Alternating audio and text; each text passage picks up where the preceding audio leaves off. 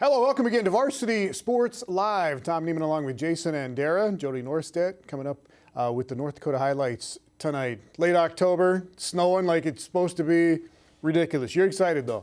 I'm excited. This is the time of the year where the schedules get a little bit crazy because we play on Thursdays for a couple weeks in a row. But we are in full postseason mode, which is my favorite time of the year. And these first-round playoff games in South Dakota, usually not that interesting. We had some really good games on Thursday night that we get to go over tonight, and then we'll look forward later in the show to all the brackets and what to expect next Thursday.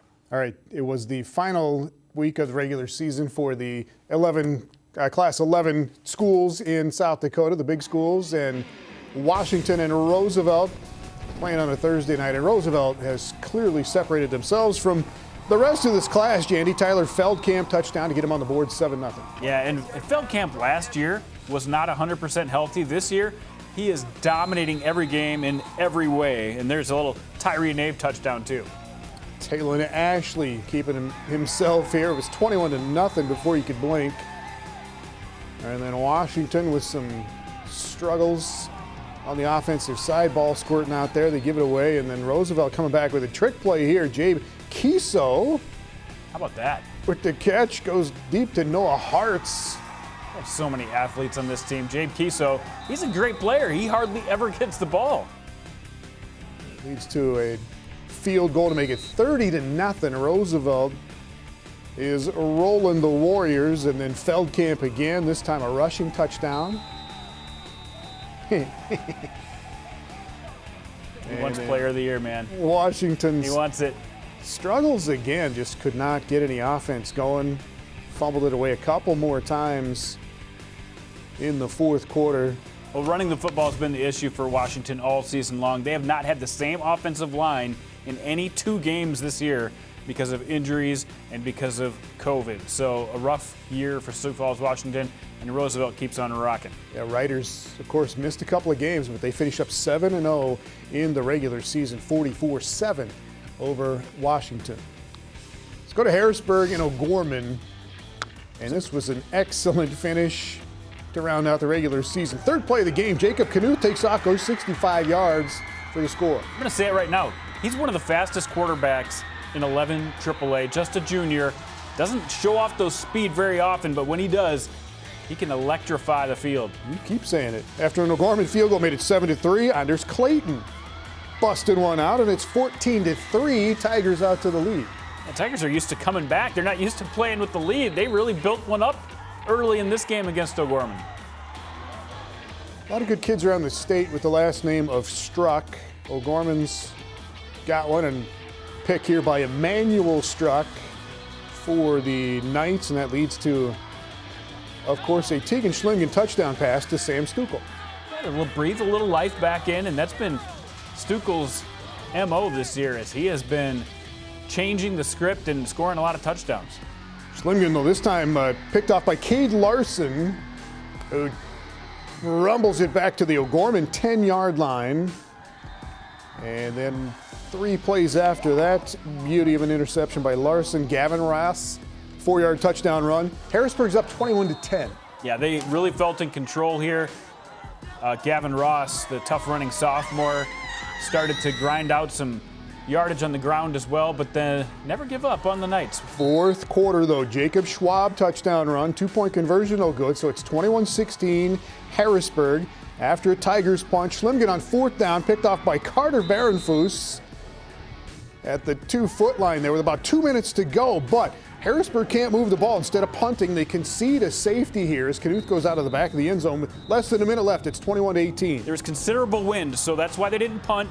They gave O'Gorman an opportunity where they would have to hit a field goal to tie, and their third-string kicker, Zach Riedel, hits one from how many yards? 44 yards with 1 second left. So overtime, Harrisburg missed a field goal on their overtime possession. Schwab scores to take it in and win the game 27-21. So they come back from 21-10 down, and OG gets to 6-3. I don't think we did this highlight justice, just how big of a comeback this was for O'Gorman, and Harrisburg really had everything in control of this game. But you know what? Zach Riedel and the Knights, they got it done in the end.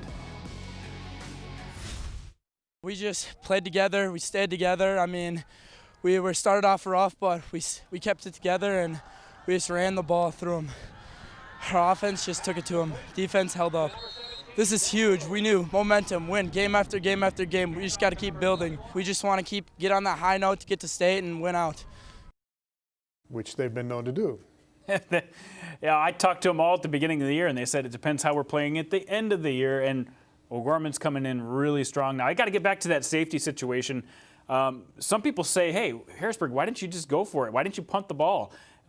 There wasn't much room to punt. They were on the 2-yard line. And, the math tells you that you'd probably be okay giving up a safety there. Well, it didn't exactly work out. Yeah, there were 50 seconds left, but you give a safety, you got to kick the ball back to the other team and better give field another position, shot. though. So, yeah. Better field position. You got the third string kicker, you should be fine, right? And there's some kind of goofy things in the seedings with we'll O'Gorman and 11 AAA. We'll talk about that when we get to the brackets a little later on. One game that got pushed to tonight, Aberdeen Central hosting Watertown, and of course the snow in Aberdeen. And this game was for the 7 and 8 spots in the playoffs. Cale Stevenson's had a great year for Watertown, 22-yard touchdown run there. Arrows up 7-0, and they go up 14-0 on a Stevenson touchdown pass here. Yeah, they started to take a little control. The Aberdeen really couldn't get anything going in the first half. Watertown playing some good defense, but then finally into the third quarter, you don't see it there, but trust me, there was a touchdown run by Carter Hogue. 14-7, and then fourth quarter here. A field goal for the Golden Eagles gets them within 14-10, and in less than 2 minutes, what happens here? A little halfback pass by Carter Hogue. They were keying on Hogue. He found his man in the back of the end zone. Watertown has less than a minute to drive down the field. Heave it up. Can't go in. It was key because Aberdeen only had a 2-point lead because they couldn't convert. Watertown just trying to get in field goal range at the end. Couldn't make it quite happen. And Aberdeen gets that 7 seed. Big game. Watertown will be the 8 and will get to take on Roosevelt in the opening round of the playoffs. In 11 AA, wrapping up the final season of regular season, I should say. We had this game live on Midco Sports Network on Thursday night. Yankton and Brookings. Josh Burai, 38-yard touchdown run, and Brookings was starting to open up a can on Yankton. Fumble recovery here from John Nordsey. There was your problem right there, turnovers. Yankton added up 6 of them in the game. Horse collar him down there, and then Jackson Bowes goes to Keegan Fields for another touchdown. That's been a good connection this year for Brookings. Especially and then Bowes to Nordsey in the end zone, juggling touchdown catch there, and just more scoring for Brookings. More turnovers, though, for Yankton. Fields with an interception there. Burai punches it in here. You get the idea, and as you said, just too many turnovers for the Bucks. Back-to-back interceptions for Brookings. Nordsey, adding to his monster day, had an interception, a touchdown, a fumble recovery, and then Burai with another touchdown. He's hardly touched. Here's another Struck. Max Struck. Interception. Keegan Fields would punch it in there, and then Brookings rolls 41-0 in the 1 versus 2 matchup, and the Bobcats get through at 9-0. Josh Burai, after the game, we tried to get him to talk about himself a little bit, but he could only talk about the rest of the team. Here's Josh.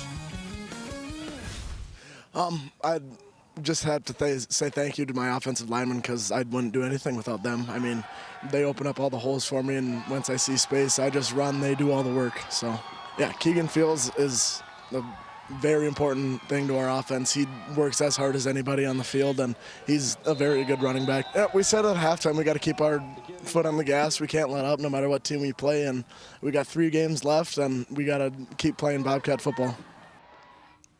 3 games left. That's what they're hoping for. We'll see if they've kind of separated themselves. They did in the regular season, obviously, but Pierce still sitting out there. And That's a big game. That was a big game against 2 undefeated teams. But Yankton's got to get back to work, and they're still in this thing, but they got to get back to work. Yeah, congrats to Brookings, undefeated regular season. Who we got coming up next here, Jandy? A little Dell Rapids T action. T was separating themselves in 11A, making it look like they are the best team, and Dell Rapids came out and got things started. That's Landon Rusink, a 27-yard catch to the 1-yard line. and Landon Von Holtum punches it into the end zone. 7-0 in the first quarter. Dell Rapids had just come off a couple of losses here, Tom, and they got a little confidence going. All right, 7-0 halftime lead for Dells within T area. Austin Lake to Cade Schensel. Ties it up at 7-7, and then T takes the lead. Their ground game has been awesome all year. Garrett Kolbeck on the sweep to the other side, so T area goes up 14-7. Dells comes right back, though. And that's been an issue with Dells this year, is answering on offense. They didn't get a lot of offense today, but they answered when they needed it. Landon Rusick, saw him earlier with the touchdown catch here, ties it up at 14-all. And then late in the fourth quarter, T about to score, and they're picked off. Not fooled by the trickery is Chase Jones at the 5-yard line. So they go to overtime in this thing. In fact, it goes to double overtime. In the second overtime, Caden Johnson for a touchdown. 4th and 20 for Dell Rapids. Oh. And in 2 overtimes, T pulls out the win 26-20 in double overtime. So the Titans, a tough one to get to 8-0 in the regular season. That toughest game that they've played in a long time. Dell Rapids has lost 3 in a row now going into the playoffs. But after this performance, you have to almost upgrade where you think they should be. But they are the 6th seed. They're going to be playing against West Central next week. Speaking of West Central, final game of their regular season, taking on Canton. And we go streaming again here, Jandy. First drive, Seth Peterson to Peyton Even, touchdown for Canton. West Central comes back, though. Justin Zerpel has been in the end zone a lot this year for the Trojans. West Central takes a 7-6 lead. And then a bunch of goal line stands here, or what? Yeah, this is the one at the end of the third quarter where Bo Williams makes a big tackle to keep West Central out of the end zone. That's going to be a theme here because West Central, once again, on 4th and goal, going for it. 1:50 left in this game. Canton gets the stop. They got to feel good. Down by 1 point. They have to go all the way down the field on their next drive. They churned out 99 yards on this drive, and they ended it with this one. Seth Peterson to Peyton Even once again. Trust me, it's there again. It is there. Canton goes up 12-7, and then West Central got the ball back again and got close, but Canton stopped them again just short. Used their timeouts, got all the way down the field in less than 19 seconds. And once again, last play of the game, Derek Eidsens tries to get outside, and Canton's defense comes up big once again. This is the second time I've seen West Central feel like they've outplayed a team but gotten a loss in the game. And meanwhile, Canton, they keep cruising. They're the state champs. They're all the way up to number 2 in the seed now. Canton looked really good on the defensive side last night. All right, let's get to some of the playoff games. On Thursday night, 11B in Salem in the snow. This is in Buffalo. Excuse me, Stanley County hosting McCook Central, and 6-6 in the second quarter. Lathan Prince to Gavin Irving with a touchdown. Stanley County goes ahead 14-6. This is a big 4th down here as they were losing by 8. They finally connect on the pass play. They get that one, and then Gavin Gordon goes to Bobby Kepsel in the corner of the end zone, and they tie it up at 14. We got 3 minutes left in the game, and McCook Central-Montrose got the ball back, and they go to the corner of the end zone. So the passing got them their scores on this night. They're so used to just leaning on Jacoby Krause, and on this night, McCook Central-Montrose uses the air in the snow to come back and get the win, 22-14. So that was the 8-9 matchup. Always a good matchup in 11B. In Fort Pierre, did we ever get that right? In Fort Pierre, where that game was? Not Buffalo. They are the Buffaloes. Come on, Jason. All right, 9-man. First round playoff games on Thursday night. 9AA here, Jandy. What do we got? Florence-Henry and Deuel going at it in Clear Lake. They just played last week, and Florence-Henry had a big comeback win, and this one was a very low-scoring game. Deuel was without their star player, Carter Hoffman. Here's a 4th down. They barely make a first down as they approach the goal line, and then they try a little trickery that backfired. Interception. Tegan Sumner picks it off for Florence-Henry. They would end up going all the way back down the field. It's 0-0, by the way. They changed to the 4th quarter. Now Ashton Hansen gets the only touchdown of the night, dives in. They're up 6-0. And once again, we're talking about goal line stands to win playoff games. And that's exactly what They did 4th down right here. Where's the goal line? Yeah, exactly. They have to mark the ball. If he gets a first down, Deuel has a chance to win. They didn't get it, Tom. And that would end the game. Florence-Henry, 2 weeks in a row, takes care of the Deuel Cardinals. Feels so bad because Florence-Henry came in playing 9 games on the season. They played 9 regular season games. And Deuel only played 5 regular season games. And Deuel has been through a lot, folks. They've had a ton of COVID cases. They've had some sickness and injuries and just a lot of stuff happening. And they almost pulled through against Florence-Henry. But the Falcons go on to the next round. In 9A, Jandy, in Howard, taking on DeSmet. Last time these two teams played, Howard blew them away. On this one, Howard's up 7-0. Look at the tip and the pick by Sam Asleason. Next drive, Tyson Spader is their quarterback. He could have passed it here. It was wide open. There's nobody on that side of the field. And he gets, I think about a 68-yard gain here. Didn't quite get in the end zone, but John Calise would finish it up. And they go up 13-0. And from that point on, defense took over for Howard. This was a big game for both of these teams. A tough draw in the first round for DeSmet.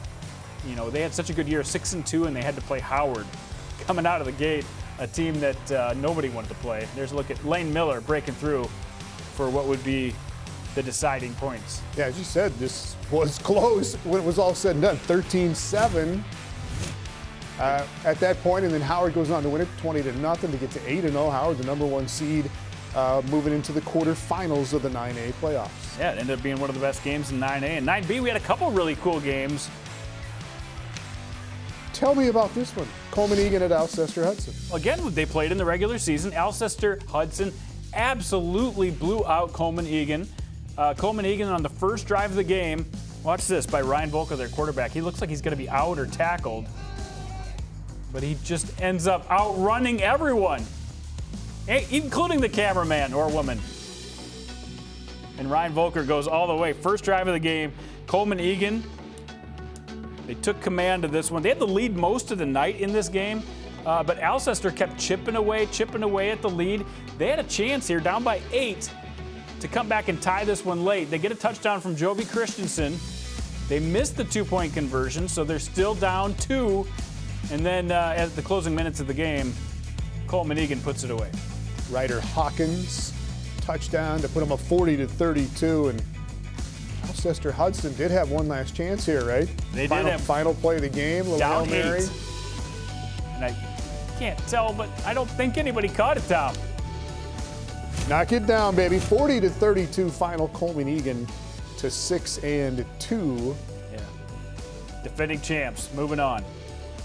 And then tonight we had a postponed game. We had Wolsey-Wessington and Langford. These two teams were 1 and 2 in the rankings. That's not how they do the seeding for the playoffs. But this is a good story right here. Eric Klanchnik, he was my preseason player of the year. He was out the first quarter of the season with a broken foot. He came back, scored 2 touchdowns in this game. And then here's a look at their quarterback, Corbin Harmeyer, who was unbelievable. Tough to tackle. He gets down to about the 2-yard line. And trust me, from here on out, it was all Wolsey-Wessington. Good year for Langford. Too bad they had to play Wolsey-Wessington in the first round. Warbirds will be the number 3 seed in the quarterfinals in the 9B playoffs. And we'll take an extended look at the brackets for all of the classes coming up here in a little bit. Sounds good. All right, Jody Norstedt standing by in West Fargo. The final week of the regular season in North Dakota high school football with Jody. Coming up next. Varsity Sports Live on Midco Sports Network is presented by Farmers Union Insurance, Avera Orthopedics, and South Dakota State University.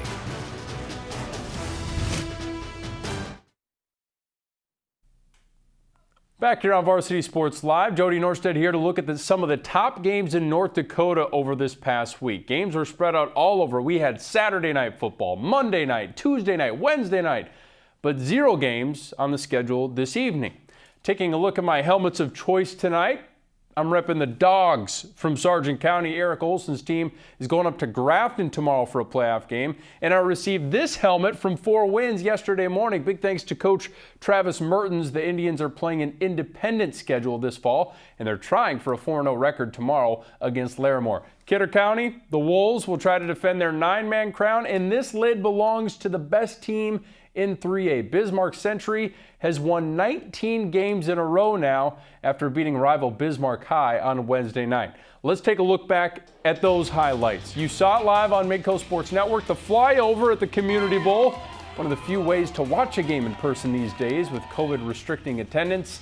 The number 1 ranked Pats and the 3rd ranked Demons. The big story going in, could Century contain the state's leading rusher Isaiah Hoos? The junior gets involved in the pass game early, but that was one of his best gains of the night. Still on the opening drive, Gunnar Swanson starting his 2nd straight game at QB in place of Caden Fisher, finds Jack Steckler for the big gain. And then it's Swanson finishing things off behind that talented offensive line. He scores his 3rd rushing touchdown of the season. Demons trying to go up double digits on their next drive, but Swanson's pass picked off by Jacob Renz. We knew turnovers would be a key stat in this one. From there, Century's Noah Schaffner continues to do what he's done in the second half of the season, run the ball. Early in the second, he scores on a 9-yard draw play. That ties the game at 7 apiece. That was the score at the break. Second half, Schaffner looking for Brock Johnson, who can't hang on, and Lucas Miller comes up with the interception. It's Miller time. Potentially a huge momentum swing, but the Demons give it back on the next play. Hoos can't handle the pitch from Swanson, and Kansas State commit Andrew Langang falls on it for the Patriots. Speaking of Langang, he was dominant on both sides. Bismarck trying to get tricky, and he treats himself to a TFL. There's your Halloween joke. Century's offensive line getting a good push all night. Kate Garcia went for over 200 yards. The Patriots finally break the 7-0 tie with a drive in the 4th. Schaffner to sophomore Peyton Arndt, one of 4 completions for the senior QB, who then sneaks it in, makes it 14-7. After a stop on D, the Patriots push continues. Look at Garcia, 42 yards down to the 1. That's Schaffner territory. 6'5" senior scores for the 3rd time, and the Patriots prove they are still the team to beat. They pushed their win streak to 19 games with the 21-7 win. Schaffner and Garcia with big nights. The Patriots forced turnovers and held Bismarck to 86 yards rushing, way below their average of 400 rushing yards per game. That was the focus for Century in practice, and mission accomplished. First of all, we knew coming into the game that offensive line was really sturdy, assignment strong, one of the best out there, and I respect all those guys. And obviously Hughes, he's been running the ball well, and we knew we had a challenge in front of us. And I know throughout the weeks our coach they just said, stay assignment strong. We don't have to do too much. We just got to play assignment strong, play physical, and have fun. We knew that he was pretty dynamic, and he got outside on us a couple times in that second quarter. But, overall, I thought we maintained very good leverage, and I thought our kids really tackled well and opened space on him, and that's kind of the key. You only get one shot at him, and you better do it right. Offensively, I thought our offensive line just kept grinding and working, and, Cade Garcia ran really low behind his pads tonight, and it was just a real physical football game, and I thought our kids really rose to the challenge. Our front line worked really hard for that game. They're a tough defensive team, and they put their nose to it, and they got the job done. How about a little Monday Night Football? West Fargo welcomes Central to town early this week on Midco SN. The Knights playing their first game in over a month. Nobody allowed into the stadium, so these guys had to get creative. Love it. West Fargo scores on its opening drive. The EDC's second leading rusher, Parker Nelson, spins off a defender, scores for the 7th time this year. Nelson with 105 yards, his 4th time going over 100 this season. Central trying to establish its own rushing attack, and Casey Ortiz says not tonight. The senior defensive tackle continues to be a disruptor. A couple minutes later, Central punting to one of the most dangerous return men in the state, Carson Hagerly, who just picked up his first D1 offer from South Dakota State, flips on the burners, and the junior takes it 67 yards to the end zone, his 2nd return touchdown in as many weeks. The West Fargo passing game has taken off recently. Peyton Jancy, the Picasso for the Packer passing attack, hits Carter Barancott across the middle. The senior finds the end zone for the first of 2 touchdowns on the night. Already 21-zip, Central gets a little spark on offense. Tyler Renz on a 3rd and 6 hits his favorite target, Sam Strandell, for a 1st down. Had 190 receiving yards in this one, but the drive stalls. Packers get the ball back, and they just pour it on. Hagerly left open in the end zone, his second score of the game. Packers up 28-0. They led 38-3 at the half and coasted to their 38-16 victory, their 5th win of the season. That secures them the 3 seed in the East, which gives them a quarterfinal date at Bismarck High for the 2nd straight year. They beat the Demons a season ago. Peyton Jancy with an efficient night, 6 of 8 for 162 yards and the 3 scores. Nelson over 100 yards rushing. A solid all-around effort for a team that looks ready for the postseason. It feels so good. Like at the first game when we played South, like our pass game wasn't really there, but now throughout the rest of the season, everything's there. Like the pass game's there, the run game's there, like the line's blocking. There's huge holes for me to run through. It's just really good offense. Our boys played really good tonight. I'm really proud of them. But going into next week, it's gonna be really tough. We're just gonna have a good mental toughness, and we're gonna have to put a lot of work in this week, get a lot of better stuff on offense and defense together as a team. Well, let's go to last Saturday on Midco SM. We had 2 teams looking for win number 1. North visiting Red River, 2 teams that'll be in that 2nd division next year, dubbed 11A. A rough start for the Rough Riders, trailing by a touchdown already. They turn it over. Gunnar Heikert with the pressure coming, picked off by Keegan Sparrow, and the senior takes it back 25 yards, and it's a 14-0 lead. Next, Red River possession, another turnover, another North touchdown. They leave it on the ground, and Braden Joseph picks it up off the turf and sprints to the end zone. 2 defensive touchdowns in less than 2.5 minutes for the Spartans. It's 21-zip. This game's still in the first quarter. Daniel Boutain showing off that strong arm. This is a rifle to Carson Schultes for 6. This is a couple of juniors here. North wins this one in a rout, 41-6. Take a look at that scoreboard. The Spartans close out the regular season against Central next Thursday. Let's go to AA. 3rd-ranked Beulah wrapping up its regular season, hosting Watford City. The Miners have had 2 close losses to St. Mary's and Hillsborough Central Valley, and then blown every other opponent out. They did that again in this one. After taking the opening kickoff to the house, Nathan Batest adds to the lead. And then to the 2nd quarter on a 3rd and 9, they give it to Batest, this time on the reverse. And he has wide open spaces, a la Dixie Chicks. That's a 69-yard touchdown for Batest. By the way, the concession stand here in the background might be one of the best looking ones in the state. Makes me hungry. Final seconds of the first half. Trey Brandt throwing up a Hail Mary, and Dawson Zuroff somehow comes down with it. Batest was right there leaping next to him. Beulah looks ready for the postseason. The Miners win big, 48-0. They lock up the 2 seed in the West behind St. Mary's. The 2A regular season wraps up tomorrow with plenty still to sort out, but the playoff picture, well, it's pretty clear for the rest of the divisions. We'll take a peek at what's left to decide at 3A, plus preview the Class A and 9-man matchups when we return on Varsity Sports Live. Varsity Sports Live on Midco Sports Network is presented by Avera Orthopedics, South Dakota State University, and Farmers Union Insurance.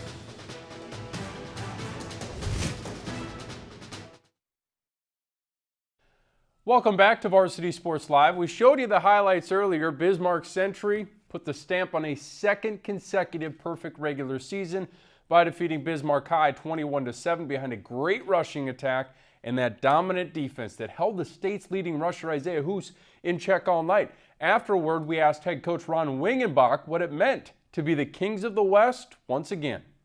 We always tell the kids, hey, winning the West region is as tough as anything there is. And to be undisputed champs means a lot to us and to the kids and the program. And now we got to kind of erase everything, and it's just a one-game playoff every Friday night here on out. So we know we got a lot of work ahead of us. Shanley brings a lot of weapons here to the bowl next Friday night, and we've got a lot of prepping to do. Now, there are still 2 different scenarios for the 3A bracket, and it's expected that things will be decided tomorrow night when Jamestown plays at Mandan. That game originally scheduled for Wednesday, but out of an abundance of caution, the game was pushed back to Saturday after a positive COVID test within the football programs.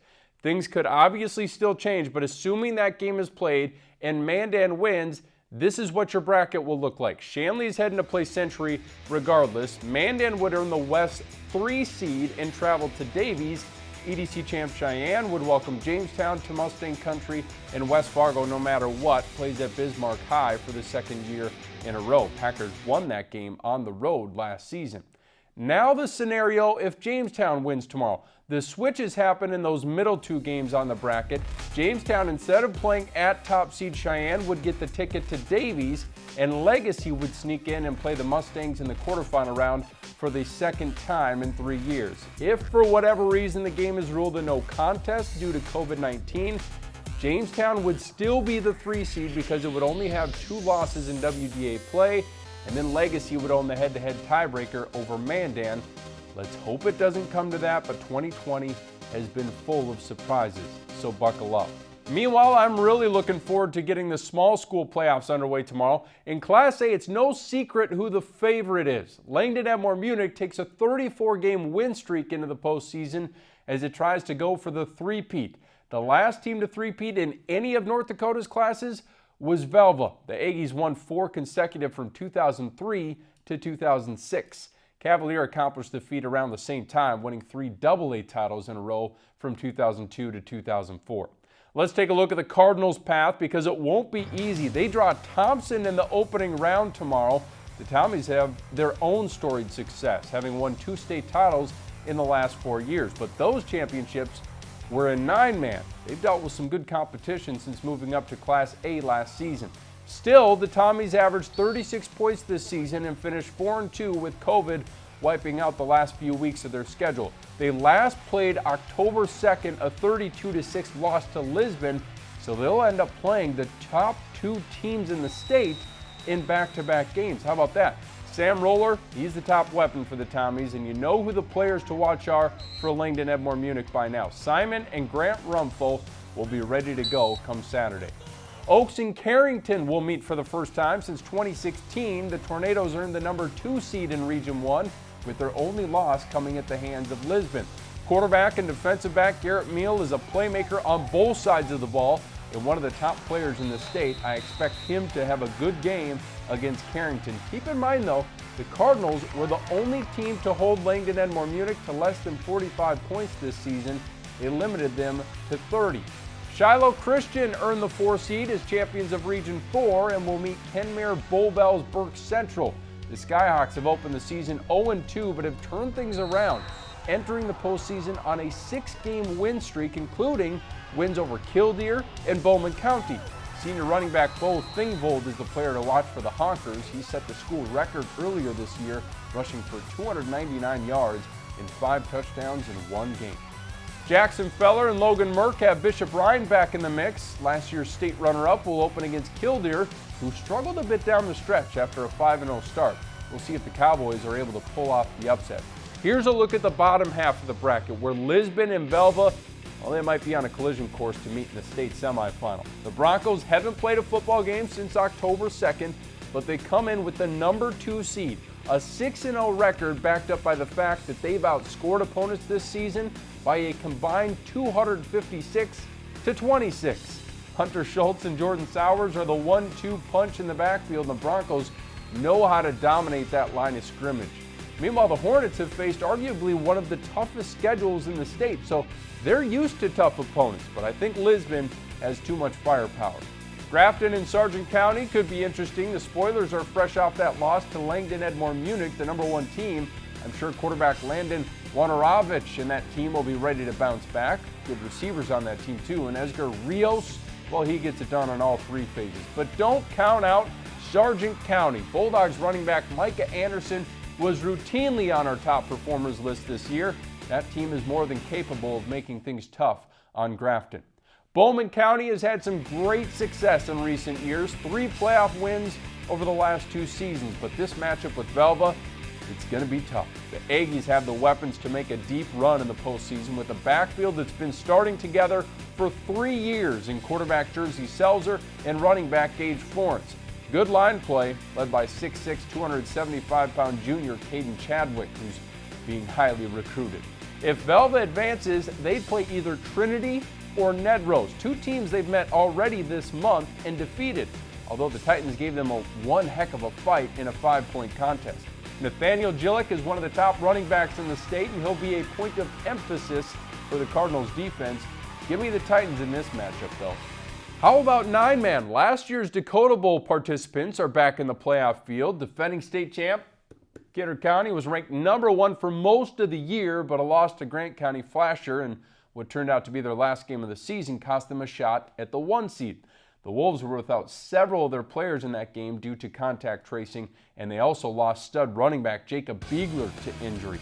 Meanwhile, last year's runner-up, Cavalier, completed its 2nd straight undefeated regular season, and they were rarely challenged. The Tornadoes' closest game was a 22-point win over North Border back in late August. Sandy Laxdal's team has plenty of weapons at its disposal between Brandon and Bryson Clem, Landon Carter, and Trevor Hinkle. They'll be the go-to guys against Tri-State tomorrow, but where the Tornadoes really thrive is on defense. Stud defensive lineman Andre Letexture leads a group that is outstanding at forcing turnovers and simply dominating opponents. Cavalier leads 9-man in scoring defense, allowing a paltry 10.7 points per game. This next matchup is a coin flip for me. Yes, Mayport CG has had an outstanding season. Sawyer Satram has rushed for a bazillion yards and touchdowns. He's thrown for a lot too. The Patriots put up the 2nd most points in the state behind Lemoore, Litchfield, Marion. But it was just 1 year ago that the Patriots hosted a playoff game against St. John and struggled mightily. Adam Sola's team needs to come out strong tomorrow because North Prairie is playing its best football this season. QB Andre Elick and running back Xavier Mitchell combined for 7 rushing touchdowns against St. John last week for the Cougars. Here's another upset alert. I think Beach has a good shot to knock off Divide County.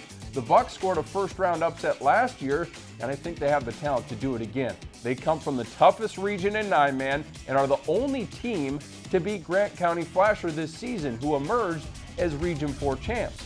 Running back Tyson Mattern won a game ball earlier this season. He's a workhorse and then some.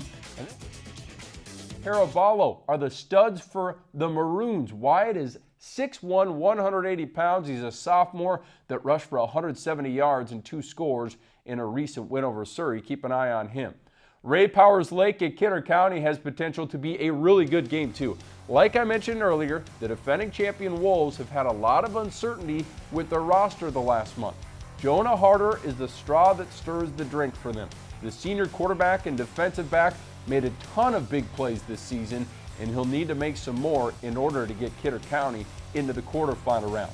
On the other hand, Ray Powers Lake hasn't played a game since October 2nd. That's the theme of tonight. So the Outlaws will need to shake some rust off. They're a team that can pass the ball around thanks to quarterback Noah Fredrickson, but field conditions might play a factor in that, so I think the Wolves will be all right. As we switch to the bottom half of the bracket, tough deal for St. John. The Woodchucks had to forfeit their game at Lemoore Litchfield Marion due to COVID, so the Woodchucks finished the year 6-4 overall. It would have been tough sledding anyway against an undefeated Lemoore Litchfield Marion team averaging just under 60 points per game. Yes, 60 points per game. It's about 8 touchdowns per contest. Corbin Potts, Brett Wendell, and stud sophomore Colton Ness will have to wait another week to play playoff football. North Border will line it up with Wyndmere Lidgerwood. The Eagles are a great story up in Pembina. They were 0-8 just 2 years ago, and now they're hosting a playoff game for the first time since 2011. Jaden Lee is the primary weapon on offense. He's rushed for nearly 800 yards and 9 touchdowns. Jackson Johnson is another player to watch. He has 58 tackles and a couple of pick sixes. Preston Bodenstingle leads the Warbirds team. His passing and rushing numbers have been off the charts this season. Wyndmere Lidgerwood is back in the playoffs for the first time since winning the 2017 state championship. We'll see if these boys can pull out that first round win. Grant County Flasher might be one of the most confident teams in the field after they defeated state-ranked teams in back-to-back weeks to close out the regular season. The Storm finished 7-1 after beating Kidder County and Linton HMB at the end of the year to clinch that Region 4 crown. Junior QB and defensive back Jace Freeze has put together an outstanding fall and scored the game-winning touchdown a week ago in the 28-26 win over the Lions. Grant County Flasher will be the heavy favorite tomorrow over a TGU team that finished 4-4 this season. If the Storm win, it might set up a rematch with Linton HMB. The Lions, ranked in the state poll for much of the year, will travel to Surrey for a first-round matchup. Lucas Schumacher and Trey Jacob are terrific on both sides of the ball. Schumacher missed a trio of games down the stretch, but returned for the regular season finale against Grant County Flasher. In the meantime, it was Jacob bringing his lunch pail to work every Friday night. He gets you 200 rushing yards and 3 touchdowns without breaking a sweat on most nights. Surrey counters with a great running back in their own right. Junior Chris Jenner has rushed for over 1,200 yards this season and is one of the team's top defenders too. I view Linton HMB as the favorite in this one though.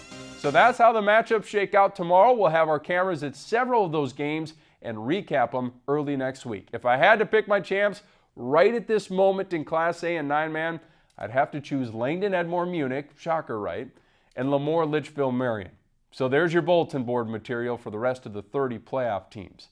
Back to you guys.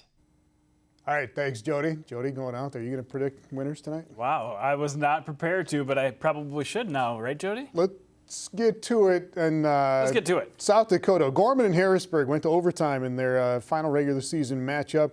Love them or don't, O'Gorman's always in the picture, man. Yeah, especially this year when we almost had them counted out. They did the same thing they did last year when they got blown out last year by Lincoln, this year by Roosevelt. We kind of just discarded them, and now they've come back and found a way to beat what Poppinga said was a more talented Harrisburg team, but down 21-10, they found a way to win. Our guys just stepped up and, fought through a game that we shouldn't have won, a game that, physically and athletically we shouldn't have won, but, our guys kept believing and making plays. Defense played outstanding. I mean, defense kept us in this game the whole time, and offense just did enough. We're on a good roll again. I mean, I don't know how many wins in a row this is now for us, but, we're heading in the right direction, and, maybe we'll get lucky out of this coin flip. I think it's a coin flip anyway. We may pull out a 3 seed out of this, so, I mean, it's just great for our kids and our program. All right, they did not get the 3 seed, but you're going to get into that a little bit here. They'll get the 4 seed, and they've got to play Harrisburg again coming up in the first round of the playoffs. Just like last year, they ended the season 2 weeks in a row against Harrisburg. Same thing this year. It's 2 teams that have gotten to know each other pretty well. Here's the bracket, I believe, in 11-3A. Do we have that with Watertown and Roosevelt matching up in the opening game there with Sioux Falls Roosevelt undefeated on the season right now? It's 7-0. Harrisburg and O'Gorman. Brandon Valley's the 2. Okay, so the South Dakota Activities Association got together and said, because everybody didn't play the same amount of games, we're going to make a provision. So Harrisburg, O'Gorman, and Lincoln all had 3 losses. O'Gorman was 6-3. The other 2 were 5-3. So normally in a normal year, the team with the most wins gets that 3rd spot, right? Well, the provision was if you didn't have a chance to play your full schedule and you could have caught up with the next team above, then you go to the next tiebreaker, which is head-to-head. All 3 of these teams would be grouped together in that scenario. They all went 1-1 against each other, Harrisburg, Lincoln, and O'Gorman. So you go to the next tiebreaker, which is seed points, something 11 AAA never uses, but they included that this year because of this weird situation. And the seed points should be basically the same with the same schedule, but do you remember Lincoln played Washington twice? They substituted their game with Stevens, which helped their seed points fractions of a point enough to get to that 3 spot. So everything is out of whack something in 2020, like Jandy. So Gorman gets the 4, and you see there down at the bottom that Sioux Falls Lincoln does get the 3, and they'll play Washington in the opening round. I mean, you got to play who's in front of you, but right. You look at some of those first round matchups. Some you'd rather have than others, but Roosevelt still the team to beat. Yeah, that's definitely the team to beat. Brandon Valley, of course, put up 63 last week. I think both those teams are definitely on a collision course right now as the favorites in 11 AAA. In 11 AA, Brookings is the favorite. The Bobcats get through the regular season at 9-0. They wipe out Yankton in that last regular season game on Thursday night. Yeah, and after the game we asked Brady Clark, did you prove anything with that win against an undefeated team? That's tough to say. I'd like you to ask me that question, 3 games later here from now, and hopefully in a good way. But this was a big game for us, and we did have something to prove, but we still have that chip on our shoulder. And just even in there just now, I mean, I know the kids are excited, but they're still hungry. They want more, and I think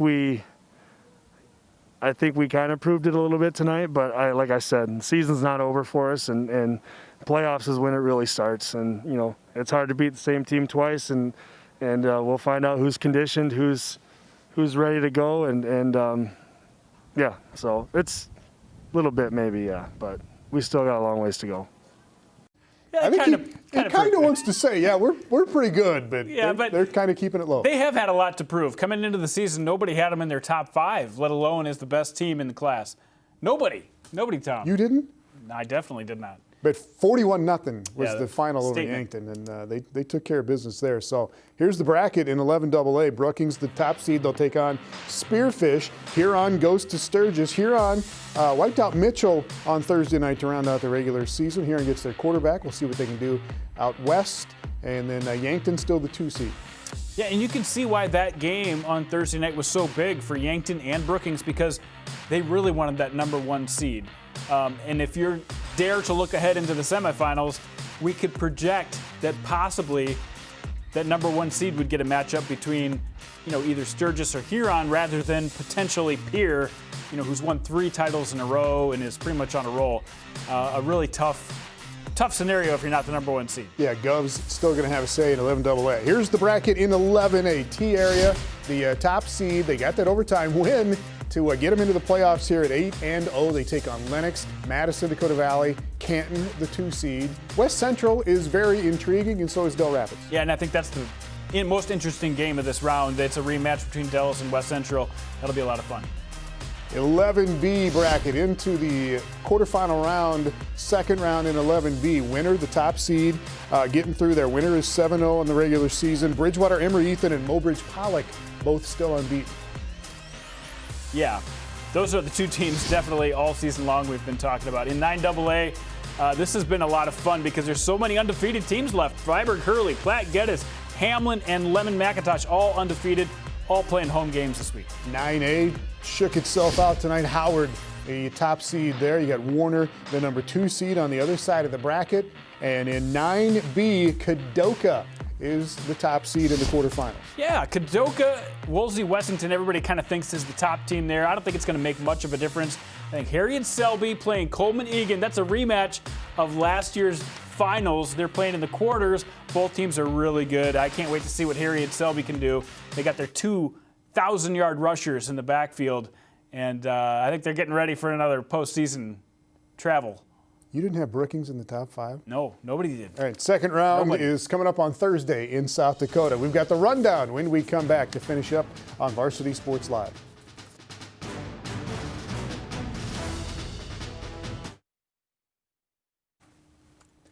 Welcome back. You will put the rundown on social media. Yes, correct? I'll throw it on the social media so you can catch up on all the scores around North and South Dakota in the last, week or so. South Dakota playoffs continue next Thursday. We'll have a game here on Midco Sports Network. We'll have Harrisburg and O'Gorman at O'Gorman, and the rematch, obviously, of the game they just played on Thursday night that O'Gorman won in overtime. Give us a little preview of what you think's coming up. I'll tell you in the what, next round. It's going to be a lot of fun because O'Gorman's on a roll right now.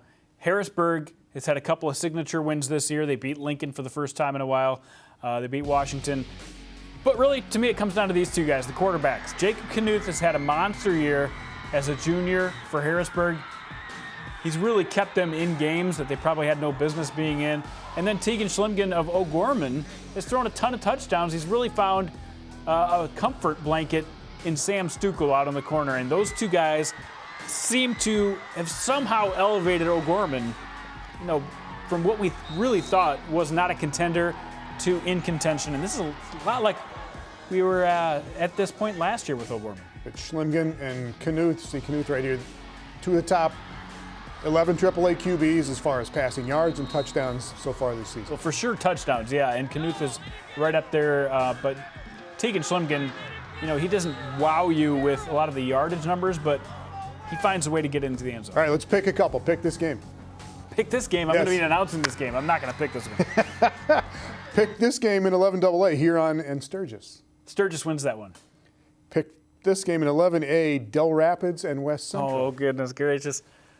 I think West Central's better, but wouldn't be shocked either way. In 11B, Mobridge Pollock and St. Thomas More. Mobridge Pollock will upset them. Wow. Well, One they're at home. 9-man. They're not going to upset. One 9-man game in 9B. Colman-Egan, Harriet Selby. The Wolverines are going to pull it off. All right, we'll see you next Friday on Varsity Sports Live Playoff Edition.